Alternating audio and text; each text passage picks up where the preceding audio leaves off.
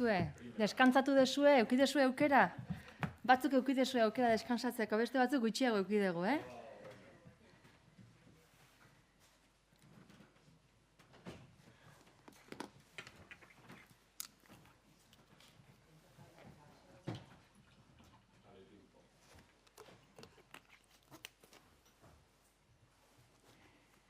Bueno, egunon, guztioi. Prest baldin mazaudete, ondiritzen baldin mazaizue, hasiera emango diogu gaurko prentzaurrekoari. Eta gobernu kontseiluan, lehendakariak komentatu digu bihar bilera izango duela Nafarroko presidentearekin, Maria Txibiterekin, eguerdiko 12etan izango dute Iruñan. Eta bilera horretan batez ere finantzaketa ereduaz hitz egingo dute, baita ere abiadura handiko trenaren loturaz, eta horretaz gain, bi erkidegoek 2021ean sinatu genuen lankidetza protokolo bat, eta lankidetza protokolo horren egungo egoera ere errepasatuko dute. Lankidetza protokolo horrek hainbat gai jasotzen ditu, besteak beste, ogasuna, enplegua, etxebizitza, berdintasuna, kultura, hizkuntza politika, gazteria, hezkuntza edo segurtasuna bezalako gaiak hartatzen ditu, eta badakizu ere halaber duela aste batzuk akordio bat sinatu genuela bi gobernuen artean EITB-ren irrati eta telebista katen hedapena ere Nafarroan bermatzeko. Nafarroako Foru Komunitateak eta Euskal Ekonomia Erkidegoak harreman berezia daukagu, lotura historiko bat, kultural, linguistiko eta soziala ezaugarri duena, eta elkarlanerako tradizio hori partekatzen dugu, eta horren ondorioz ere elkarrekin parte hartu izan dugu, bai kultura eta bai hizkuntza arloko erakundeak sortzen eta garatzen. Baita ere, ekonomia ituna, hitzarmena bezalako finantzak eta eredua partekatzen dugu, eta Europako hainbat erakunde eremutan parte hartzen dugu. Hala nola, Euroeskualdean, Pirineotako lan elkartean edo Arku Atlantikoko batzordean.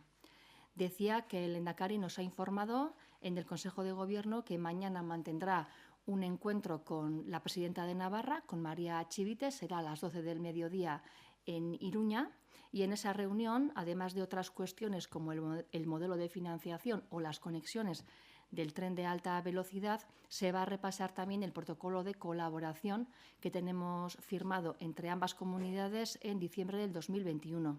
Ese protocolo contempla distintas materias de colaboración en ámbitos como la salud, el empleo, la vivienda, la igualdad, la cultura, la política lingüística, juventud, educación o seguridad. Y saben ustedes también que hace unas semanas firmamos un acuerdo entre los dos gobiernos para garantizar la difusión de las emisoras de radio y televisión de EITB en Navarra. La Comunidad Foral de Navarra y la Comunidad Autónoma del País Vasco mantenemos una relación especial que se caracteriza por un vínculo histórico, cultural, lingüístico y social, y también compartimos un modelo de colaboración que nos ha llevado a participar conjuntamente en la creación y desarrollo de instituciones de carácter cultural y lingüístico y a compartir modelos de financiación como el concierto o como el convenio económico, así como a participar en distintos ámbitos institucionales europeos como son la Eurorregión, la Comunidad de Trabajo de los Pirineos o la Comisión del Arco Atlántico.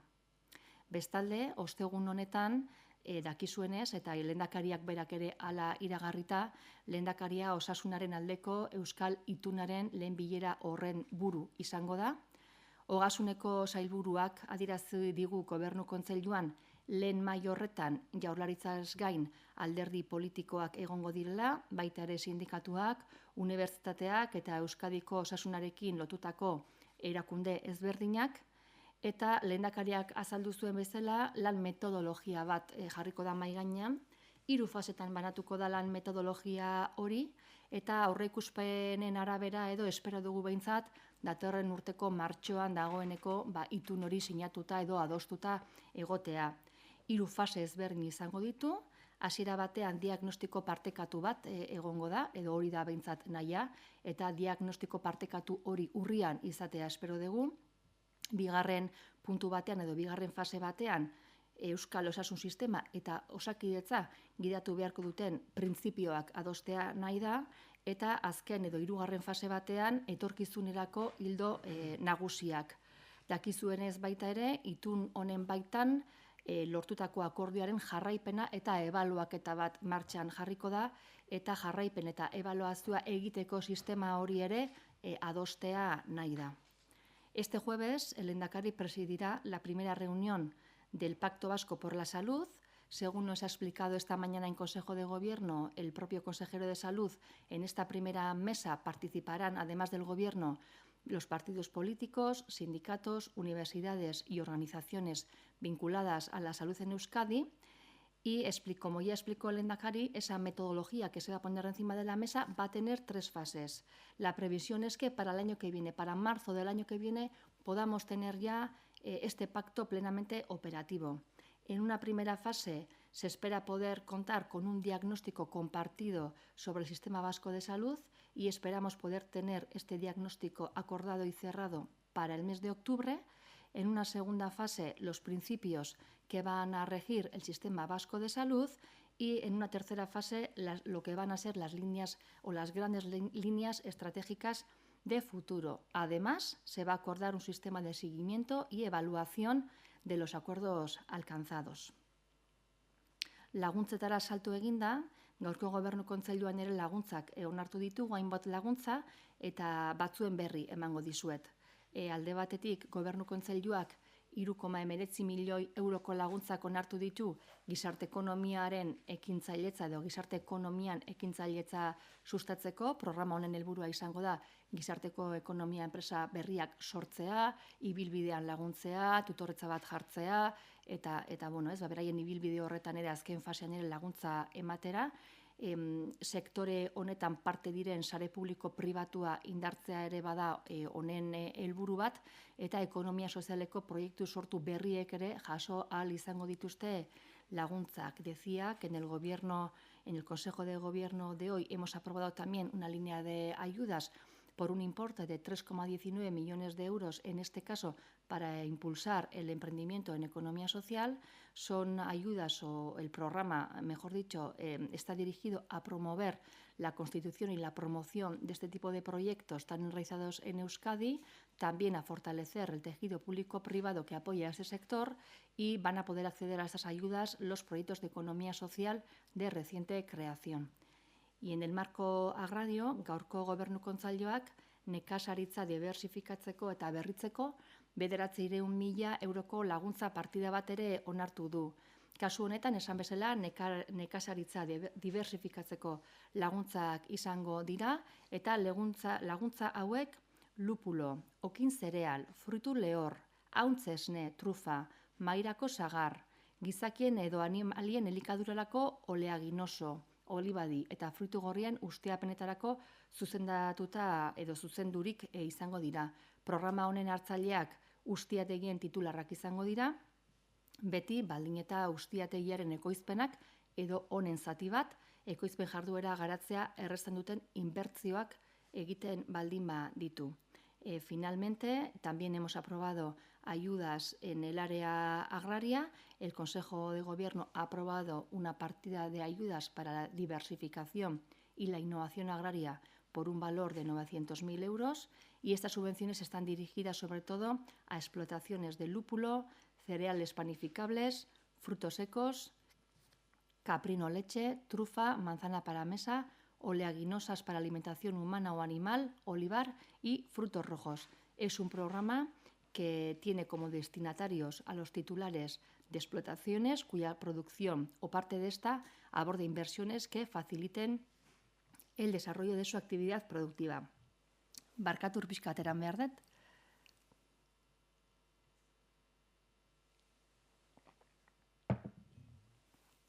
Gaurko Gobernu Kontseiluan ere, kargu gabetze eta izendapen ezberdinak egin dituku. Suposatzen dut badaukazuela momentu honetan dagoeneko pasa zaizuela informazioa, eta honaino gaur Gobernu Kontseiluan onartu ditugun gaiak, eta orain zuei tartea eskaintzen dizuet dauzkazuen galderak erantzuteko. Bai. Bai, keso, eguerdi hona, Radio Euskaditik. Bueno, sobre el tren de alta velocidad, hoy la diputada general de Guipúzcoa, Aider Mendoza, esta mañana, bueno, ha dicho que el gobierno vasco siempre ha defendido la conexión por Ezkio y Itsaso y que de hecho las palabras del Lehendakari ayer en Radio Euskadi lo confirman, esa interpretación ha hecho. Ayer el Lehendakari Pradales defendió la conexión por Ezkio y Itsaso. Bueno, ayer Lehendakari Pradales yo creo que lo dijo claramente y es que estamos hablando de una infraestructura milmillonaria a largo plazo, a un plazo de 120 o 150 años vista y que por lo tanto es necesario tener todos los informes y toda la información posible encima de la mesa para no errar en la decisión que haya que tomar. Y yo creo que el Lehendakari lo dijo claramente. En estos momentos estamos esperando ese informe del Ministerio y hasta contar con toda la información disponible, bueno, no nos vamos a pronunciar, puesto que pensamos que es una decisión que hay que tomar con responsabilidad, con seriedad y con toda la información disponible. Es decir, que si el Lehendakari no se decantó, la interpretación de la diputada general es errónea. No he tenido oportunidad de escuchar esta mañana a la diputada general, pero estoy segura y como hemos manifestado en numerosas ocasiones, la decisión que se tome será la mejor decisión para Euskadi, la mejor decisión para Guipúzcoa, para Araba y para Vizcaya y no me cabe la menor duda que será así. Hori jakin nahi nuen, Mendoza diputatu nagusiak gaur esandakoa orduan ez da zuzena. Ez zuen atzo lehendakariak argi eta garbi Ezkio itsasoaren alde apustu egin? Ez dut aukera izan Mendoza diputatu edo aldun nagusiak egin dituen deklarazioak, bai ordea atzo lehendakariak esan zuen eta uste dut lehendakariak ere atzo oso garbi azaldu zuela izan ere azpiegitura batez ari gara, nun diru asko kostatuko duen edo inbertsio ikaragarria eskatuko duen azpiegitura bati buruz ari gara hizketan eta garrantzitsua da erabakio onartzea. Izan ere azpiegitura hau datozen urte askotarako azpiegitura bat izango da, 120, 150 urte eta horregatik erabaki zuzena hartzea eta erabaki hori alden informazio guztiarekin ondo hartzea ezinbestekoa izango da. Horregatik ministeritzaren txosten hori horren zain gaude eta txosten hori ikusi nahi genuke Jaurlaritzatik edozein erabaki hartu aurretik. Hala ere uste dut ere lehendakariak berak aste honetan esan duen bezala erabaki hori hirualdeko erabaki bat izan beharko da. Nafarroako gobernuaren aldekoa, Euskadiren aldekoa eta Espainiaren gobernuaren aldekoa, hirurak. Eta ziur nago Euskadirentzako onena izango den erabakia hartuko dela. Bai, atzo, barkatu, lehendakaria bai esan zuen saturazio arazo batzuk egon zitzezkela, hori kontuan hartu beharra dagoela erabaki hartzeko, hori esaterakoan esan nahi zuen Gasteizerako lotune hori ez dela agian egoki. Bere garaian Eusko Jaurlaritzak egin zituen alegazio batzuk, eta oker ez baldin banago alegazio hoien zati bat bazen lehendakariak agerturiko saturazioaren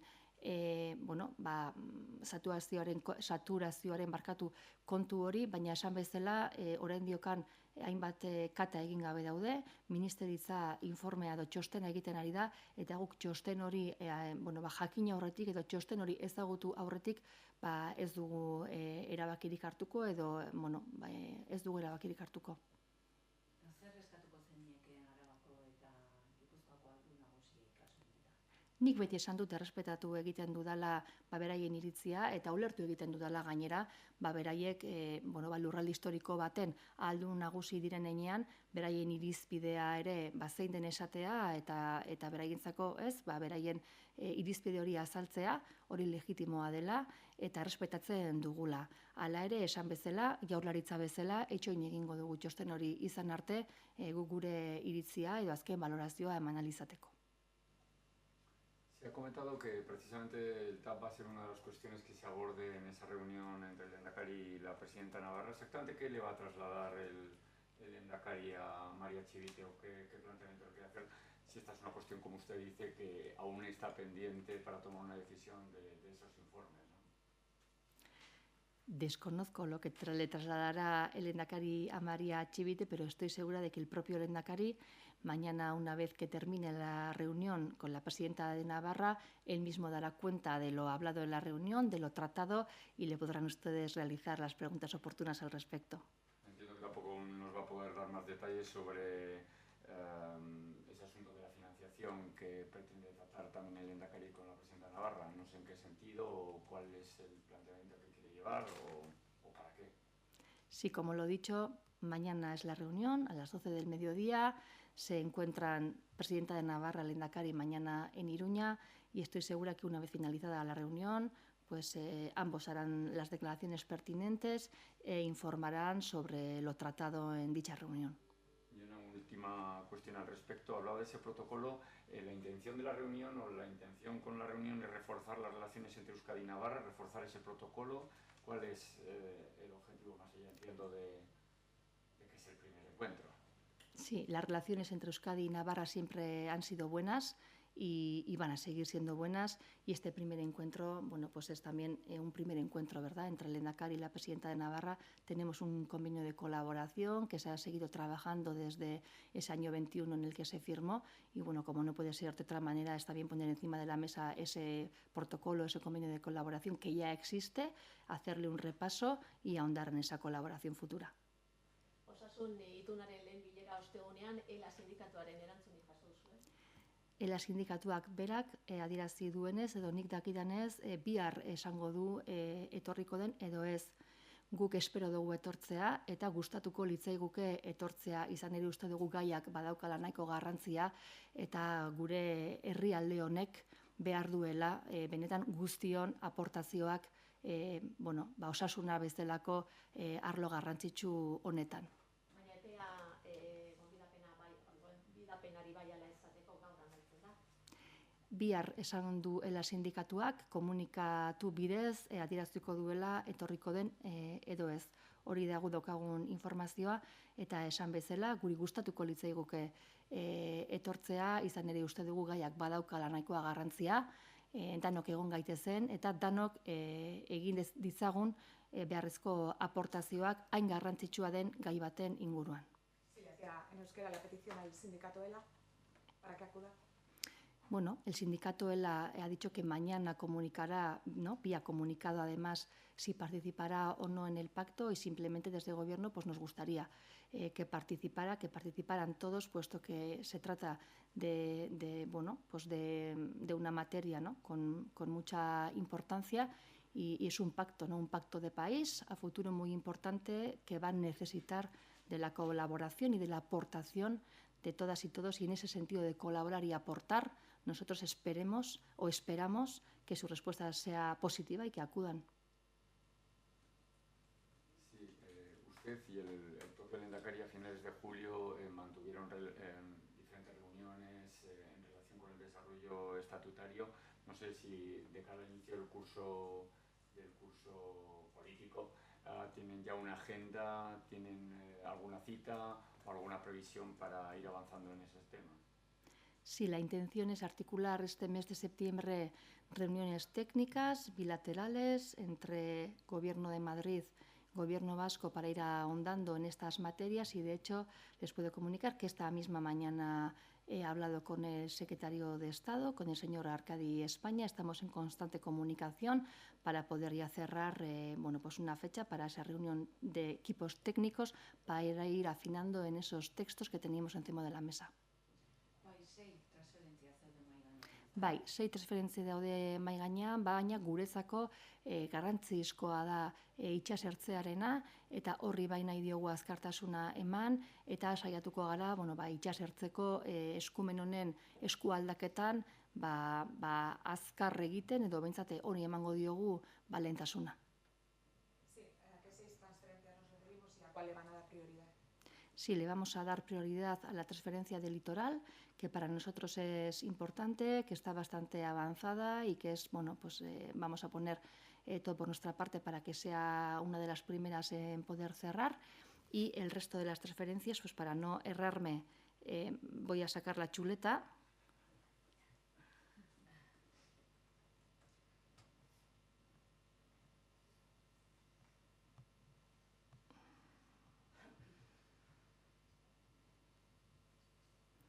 Que son, aparte de ordenación y gestión del litoral, las autorizaciones iniciales de trabajo por cuenta propia o ajena de las personas extranjeras cuya relación laboral se desarrolle en el País Vasco, la de salvamento marítimo, meteorología, fondo de protección a la cinematografía y materia de seguridad y salud en el trabajo en el Centro Nacional de Verificación de Maquinaria en Vizcaya. Son esas 6 y, como digo, pues prioridad a la del litoral, a la de ordenación y gestión del litoral. Maria, eta aipatu duzu, estatu idazkariarekin gaur hartu eman bat izan duzula Bai. goizean. Zertarako zen, aldebiko batzorde horren lehen bilera egiteko urrian edo? Ez. Zertarako zen? Bai, bilera berarekin izan dudan hartu emana izan da, irailean itxi nahi ditugulako dagoeneko aldebietako ekipo edo teknikoen bilerak. Hau da, bai estatuko eta bai Eusko Jaurlaritzako, gure ekipo teknikoa gorago jaitsiko diren ekipoien bitako bilerak, testu hauen gainean ja, flekoak isten joateko eta iritziak partekatzeko. Bilera operatiboak, lanbilerak izango dira operatiboak eta teknikoak. Eta horiek ospatu nahi ditugu irailean, horretarako dagoeneko lanean ari gara, gobernu barruan ere dagoeneko bilera horiek egiten ari gara, hainbat sailen artean, hau da, autogobernuaren saila, baina baita ere eskumen hauetan, ez da, zehozter esateko daukaten beste sailekin batera, bilera horietan dagoeneko lanean ari gara, baina ezinbestekoa izango da, Madrileko taldeak ere gurekin hortan parte hartzea, eta lanbilera teknikoa hauei buruzko operatiba horri buruz izan dut berekin hartu emana gaur goizean. Bitariko batzorde iraunkorra orduan, hoien baino beranduago? Bai, bitariko batzorde iraunkorra urrian izatea espero dugu, baina esan bezala hauek dira gehiago bilera tekniko operatiboak, teknikarien artekoak. Ikusten duzuen bezala lanean ari gara. Gai honekin buru belarri, guretzako garrantzitsua delako, eta honekin jarraitzen dugu, ezta? Opor aurretik egon ginen, oporretan ez dugu deskantzo gehiegi hartu, eta orain ere lanean dihardugu buru belarri.